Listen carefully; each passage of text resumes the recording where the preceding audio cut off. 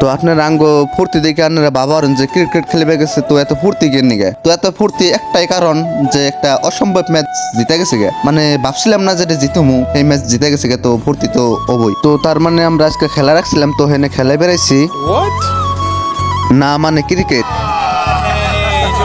তো আমরা ভাবছি এখন খেলা স্টার্ট করলে দুটা খেলা খেলান যাবো, তো অল্প হট করে স্টার্ট করার চেষ্টা করতেছি। তো তার বাদে ট্রয়েস দিয়ে খেল দিছে, তো ব্যাটিং এ আঙ্গো, তারপরে আঙ্গো ওপেনার দুটা ব্যাটিং এ গেতাছে।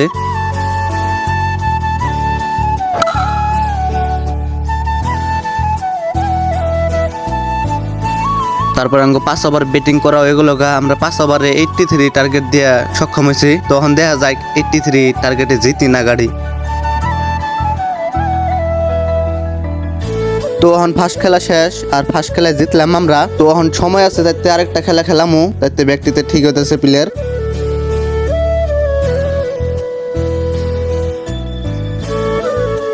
আর আঙ্গো সেকেন্ড খেলায় কি এর বা খুব ভালো লাগছিল জানি না, আঙ্গো ওভার 2-3টা করে উইকেট গেতাছে। তো এখন জানি না এই খেলাটা কত টার্গেট হবো, আমার বিশ্বাস বেশি টার্গেট হবো না, তো খেলা গাড়ার চান্সে আছে, দেখি কি হয়। তো তার বাদে ম্যাচটা আমরা জিতে গেলাম গা, মানে আমরা দিছিলাম 44 বা 45 টার্গেট দিছিলাম, তো এই খেলাও জিতছি। তাহলে আর কি কমু, 5 ওভারে 44 টার্গেট নিয়ে দিছিলাম, এই খেলাও জিতে গেছি গা। তো জিতছি তাও 10 নি 12 রানে জিতছি। তো এই খেলায় আঙ্গো ব্যাটিং এ বেশি খাস কিছু করার নাই, তো বোলিং এ ভালো করছে, সেই জন্য খেলাটা জিতছি। আর খাস কিছু করার নাই কারণ একটাই, ওভারে 2-3টা করে উইকেট গেছে আঙ্গো।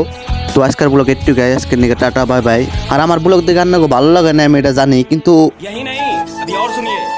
অল্প যদি খারাপ লাগছে তাহলে আইডিটা ফলো করছেন, পরের ভিডিও পাইবেন নিকে।